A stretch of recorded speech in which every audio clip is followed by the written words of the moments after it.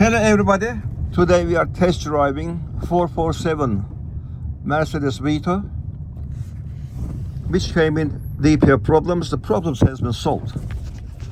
Sir, what can you tell us? How was your Vito van driving before and how is it driving now? Well, the Vito before was quite sluggish, quite slow. Now that the problems have been resolved, it's smoother. The gear change Better? is just more responsive. Acceleration is there, which I don't drive fast anyway, but you can tell that there's so much more torque on the vehicle.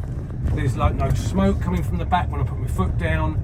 The vehicle in itself, it just drives so much more responsive, more Happy?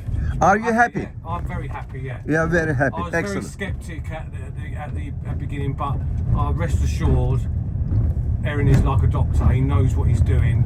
Do not be put off by anyone else. Go and see the doctor. Thank you.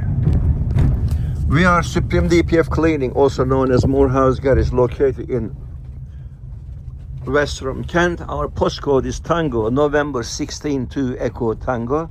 You can reach me on 07533 636 194 with your DPF, EGR, AdBlue, NOx, high fuel consumption, black or white smoke, power loss. We are the masters for what we do.